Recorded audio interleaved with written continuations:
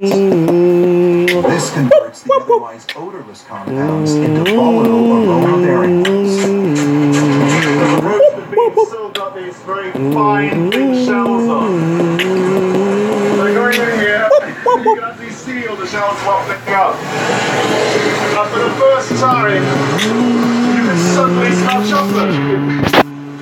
Oh, it's good.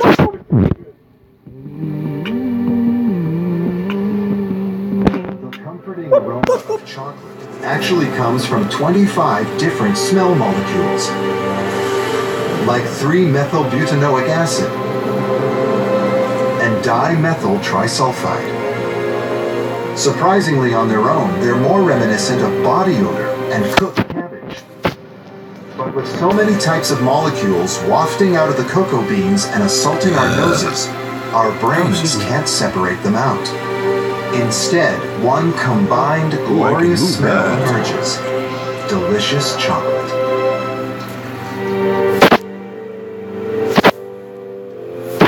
But aroma is just part of the story.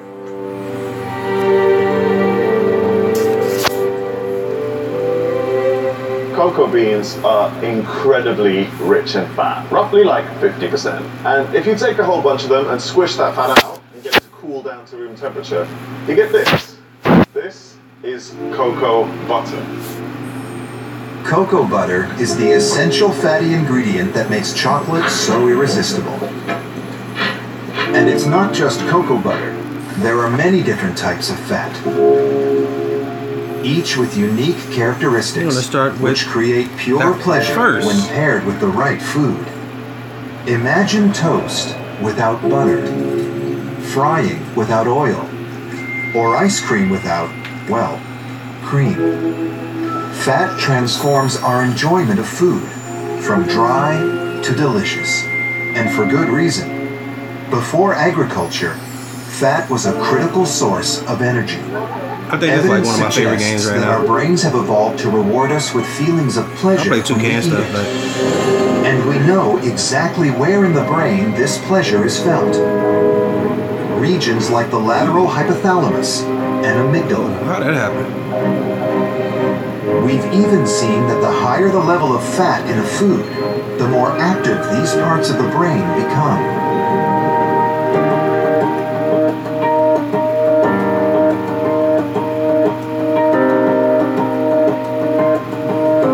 I just want to take him out. Do something like this. Michael's traveled to Afyon, Turkey, in search of one of the richest, high-fat, melt-in-your-mouth dishes in the world. This first boss, I think, might be weak boss. He's hoping to discover just why this type of fat has such a powerful effect on our brains. The food Michael's interested in is made from the milk of water buffalo. To make the creamiest fat, you need extremely rich milk. And to make that, water buffalo need to eat something pretty extraordinary.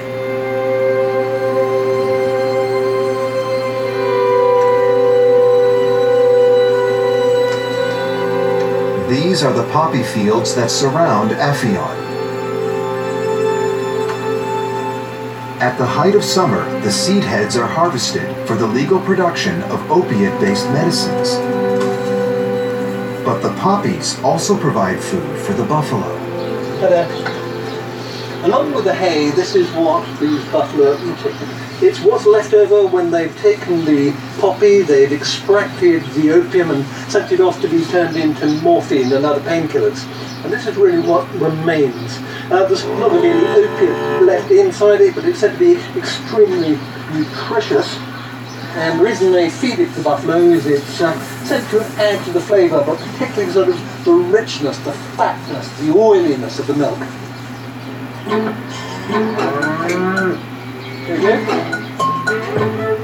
The poppy is packed full of natural oils and fats, and some of this ends up in the buffalo milk. Nothing. Sorry about it. Yeah, okay.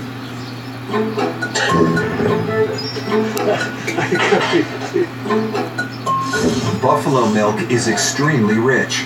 It has twice the fat of cow's milk. So here we go. That's a product of a bit of hard work, not by me, I have to say. This oily milk will be turned into kaimak, a rich, thick, and sweet-tasting cream, often eaten as a dessert.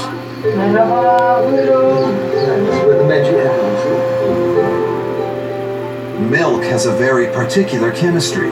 It's mainly water and fat, which together form what's called an emulsion. The fat is dispersed throughout the water in tiny globules. When it's heated, some of the water is evaporated off, leaving a higher concentration of fat. These become sticky, and some bind together to form a delicate mesh on the surface. It's now a matter of letting it sit and cool for 10 hours. The heating has killed most of the bacteria that could sour the milk, and the cream simply rises to the top. I might have some trouble with the rest of them. And then it is finally ready to eat. You invited me to dip my hands in as well. Okay, I have washed my hands, I promise you. This one might not be that easy. So it's like the next two is not easy at all. I haven't even played no third one. Washing it almost. It's got a very lovely sort of silky texture to it. Okay, so I think kaimak is 60% fat, and the way it feels on the tongue drives our brains wild. Shit. So what is it that kaimak has that other fats are missing? Why is it so much more seductive than, say, butter? The way that kaimak is made obviously determines its structure, and its structure in turn will influence what it feels like in my mouth. So it's going to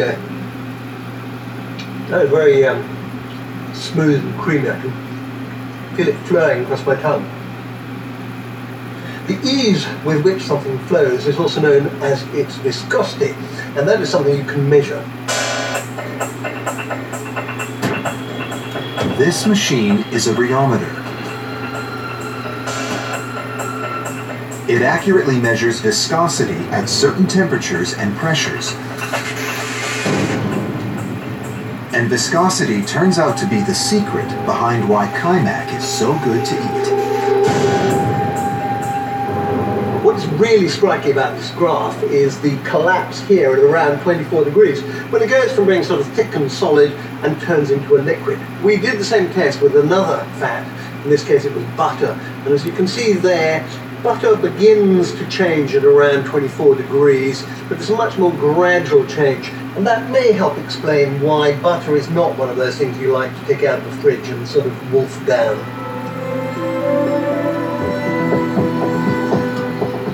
Kaimak melts and flows more quickly over the tongue than butter, making it feel smooth. And it's this smoothness that our brains respond to via special receptors on our tongues. Yeah! Yeah, baby!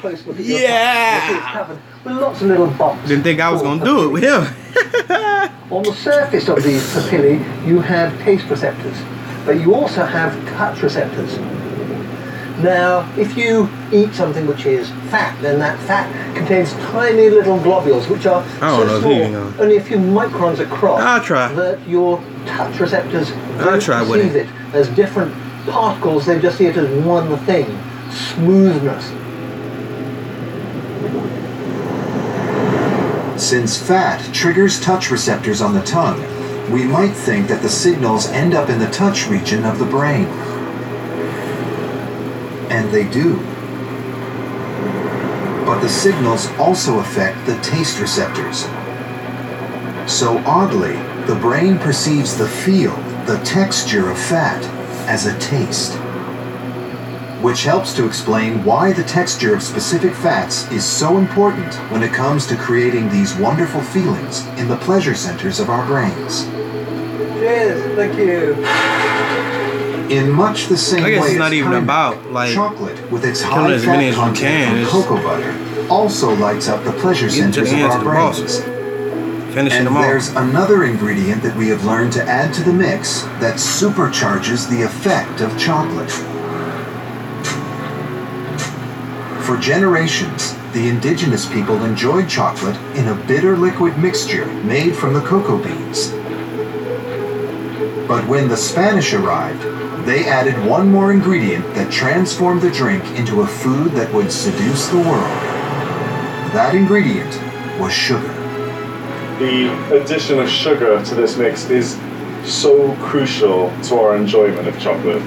Because in nature, sugar and fat are very rarely found together, at least in high concentrations. We can turn to fruits like strawberries, which are packed full of sugar, or certain cuts of meat when we want fat. But if we want a mixture of both in relatively equal amounts, there is only one place in nature that can be found. It's only really in breast milk where you end up with this perfect fusion of 50% of the calories coming from sugar and 50% coming from fat. So our craving for chocolate may go back to the beginning of life, our very first meal.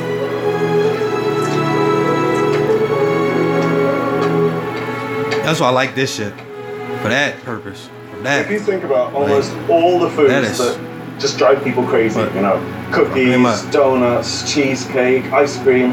If you look at the recipes, almost all of them have a rough 50% of calories between sugar and fat. It's that golden formula that just basically sends off all the pleasure signals of our brain, making food Get up out of here. irresistible. It's a comforting chemical composition that we're biologically set up to love. So what exactly are chocolate and other fat and sugar-filled foods with that magic 50-50 calorie ratio actually doing to our brains? And why do these foods become almost addictive? Even as I look at all this lovely now. fat and sugar, I'm beginning to drool. Michael's own weakness is the British version of Kaimak, a rich, clotted cream which is served with jam and scones, called a cream tea. Well, you can get a little bit of a shake. Our desire to eat something as delicious as a cream tea, and why we crave it over and over again, has been mapped in the brain. Now I'm getting sensory overload. Releases a whole host of flavours in my mouth. There's also loads of things kicking off in my brain. I'll show you here just what's going on. What's happened is the pleasure I get from cream teas has activated an area here.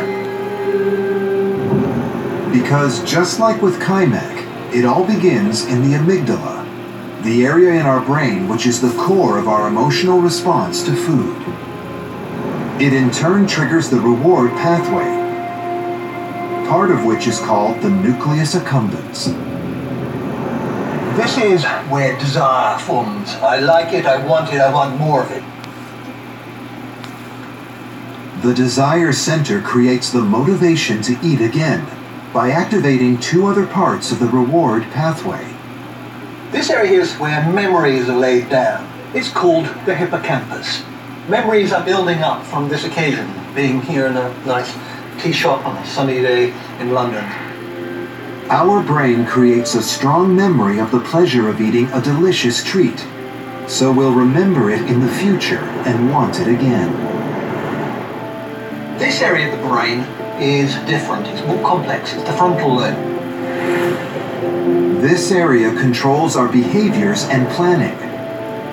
When the desire center signals to this region, it's reinforcing the sequence of behaviors, the exact procedure required to get a hold of a delicious treat. Should we see any one of these things again, we'll be reminded of how much we enjoyed that delicious treat. And we'll know exactly what we need to do to get one again. It's our brain's way of motivating us, ensuring that the pleasures we experience in the present are repeated in the future. Of course, a variety of foods can trigger the reward pathway, but new research has revealed that coffee can actually magnify its powerful effect.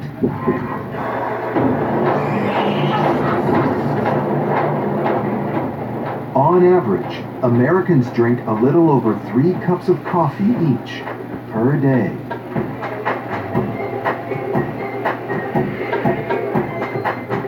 Part of the appeal is coffee's active ingredient, caffeine. And scientists are now close to understanding how coffee boosts our reward pathway by not studying humans, but surprisingly, bees.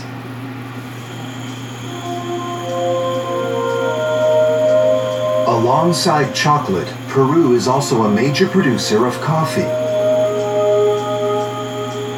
The plant relies on the local insects for its pollination, but therein lies a mystery.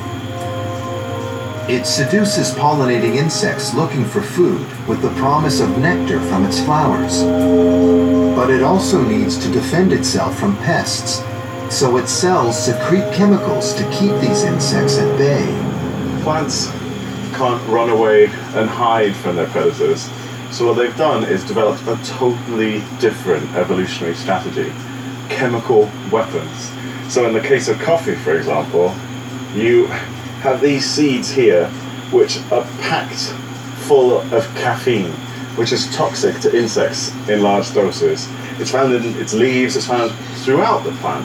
But the weird thing is, it's even found in flowers, and the whole function of a flower is to attract insects, so it kind of begs the question, is if something else is going on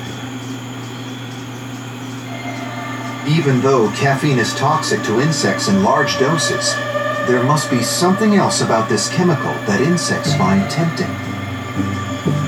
Understand this, and it might help us understand why we humans also find coffee so tempting.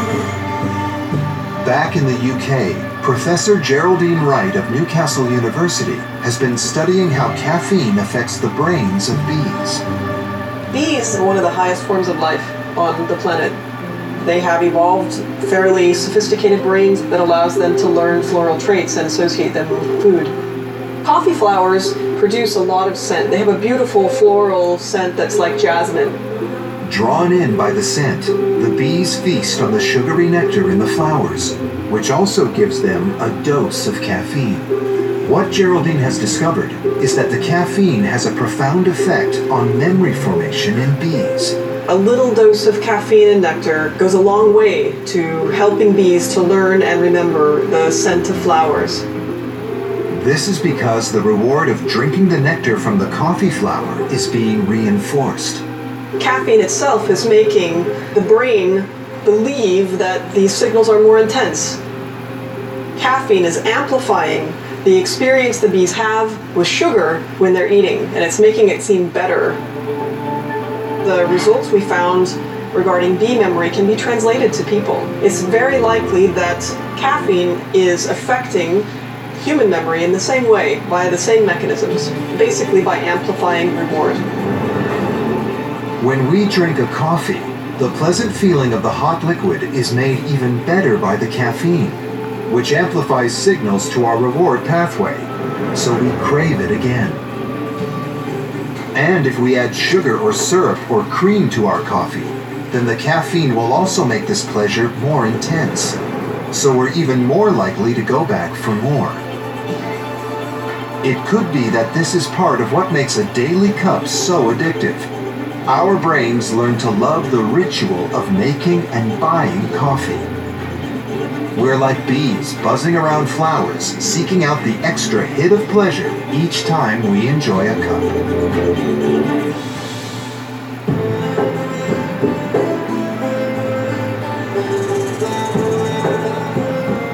Our relationship with food is very complex, but the powerful human brain is also very adaptable. That means we can learn to love some rather unusual foods and continually acquire new tastes. Foods that are delicious to some, revolting to others, and that often depends on where we are in the world. For example, brain. Now, as well as being a brain, this is also food. And here in Turkey, a sheep's brain salad is something of a delicacy. Now, this brain is very small, and that's because it comes from a sheep. and sheep don't have to make lots of complex decisions. I like to think of sheep wandering the fields in the sunshine, and occasionally they'll stop and have a bit of a nibble. When it comes to food, the thought process goes something along the lines of grass, stop, eat.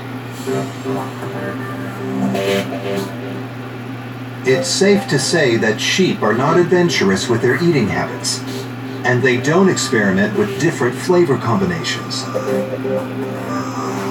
That's because a sheep's brain has a key difference to ours. If I cut this open, you can see that in some ways it looks like a human brain, except that in a human this area here, which is called the frontal cortex, would be much, much bigger.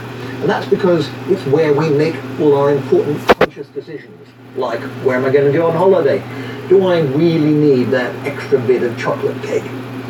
The frontal cortex is in many ways the area of the brain that makes our lives so much more rich and complex than that. It's our enlarged cortex that has led us to experiment with our food, inventing numerous delicacies across cultures and cuisines.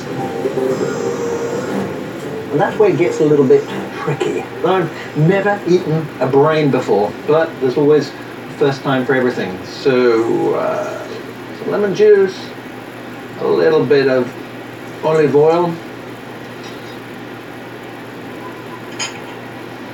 and here goes.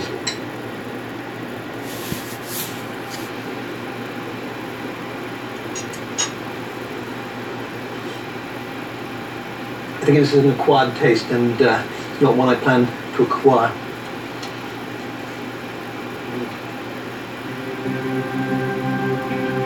But actually, acquiring taste is something we excel at. It seems that our brains are wired to enjoy novelty in our food, and that we learn to overcome disgust. Sometimes, in the case of chili peppers, even pain.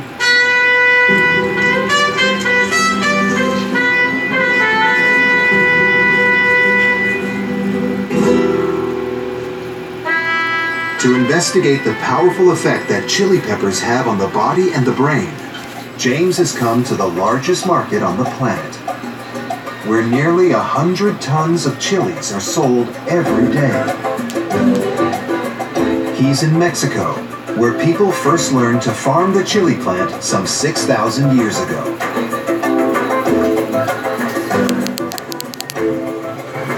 The spicy flavor in chilies is caused by this chemical called capsaicin. I say flavor, but it's really like more of a texture, almost a feeling. And this is where it all is. So everyone says it's the seeds that are spicy, and that's not true. It's this business here. This white, spongy layer that we call the placenta. That bit. And that's where pretty much all your capsaicin is manufactured. These tiny little dots along there. Each one of those is a gland that produces capsaicin. Shit. And all this capsaicin has a direct effect on a very particular part of our biology.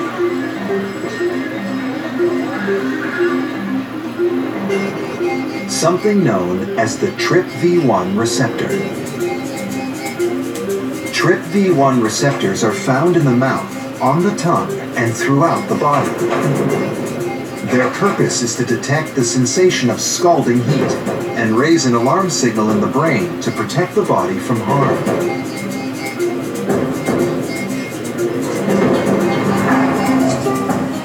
By chance, the shape of the capsaicin molecule happens to fit onto the TRPV1 receptor like a master key in a lock. This triggers the receptors to activate, and they send a signal to the brain, fooling it to thinking that the mouth is on fire. Capsaicin then has an almost unrivaled ability to generate pain in our bodies. So how did a potential food source end up with this astonishingly powerful irritant? To answer the question, James is going to need the help of a hopefully friendly parrot. You look scared, James. I am very scared. Try not to. I'm going to get close. Well. No, I don't want to do this. And I'm going to give it to you there. Jesus. Right, it's because you're snatching it away. I know. Oh, and then he got me. Okay, there you go. Have a look at that. Okay. What do you think? You like that, don't you? Yeah? In the wild, it's relatives of these guys, birds. They're the key way that chili plants disperse their seeds everywhere. What the And that's because fucking birds are see completely nothing. immune to the effects of capsaicin. It's like it doesn't even exist to them. Birds do have a CHIP-V1 receptor, but it's a different shape. So no love can keep it, no activation, and no feeling whatsoever.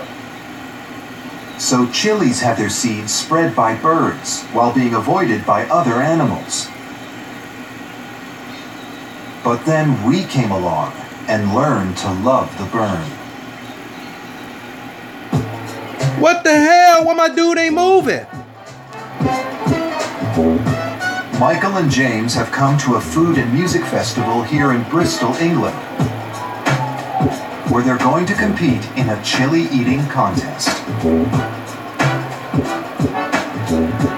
A competition made up of 12 brave souls, including a man dressed as a chili and another dressed as a zombie. Good afternoon, Bristol! To experience firsthand the effect that chilies have on our bodies and our brains. Welcome to our cathedral of pain and chaos! I'm actually feeling slightly nervous. I do quite like hot things. And although this is not really a competition, it is, I'd quite like to do better than you. Well, I grew up eating chilies. I've been eating it since I was 8 years old. But famous last words. Okay, there's a good chance you'll beat me then. Bristol, please give a big round of applause for all the chili contestants! Things are doing the name of science. The principle of the competition is simple. At each round, the chilies will get hotter and hotter, and the person who lasts the longest wins. Some very brave, stupid people. The ferocity of a chili pepper is measured in Scoville heat units. It is called a Dutch long chili. On my mark, 3, 2, 1, eat!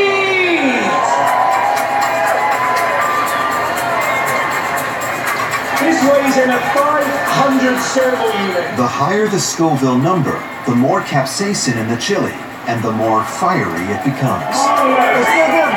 There's a long way to go. 18 rounds before they encounter the world's most ferocious chili, the Carolina Reaper, which weighs in at over 1.5 million Scovilles. On my mark, 3, 2, 1, eat! But will any of them make it that far? Almost through, actually. Savor and enjoy it. 3, 2, 1, eat!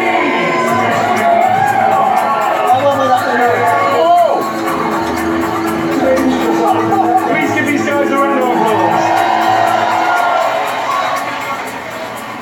They've now consumed a considerable amount of capsaicin, and all those capsaicin molecules are attaching themselves to TRPV1 receptors in their mouths, Go on, get it down, yeah. sending signals to their brains, making them think they are literally on fire.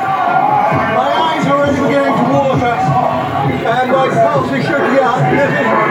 It's like a flight response. The fight or flight response normally occurs when we sense a threat or danger. The body responds with a shot of adrenaline. The heart beats harder and faster. Pupils dilate. We breathe deeper.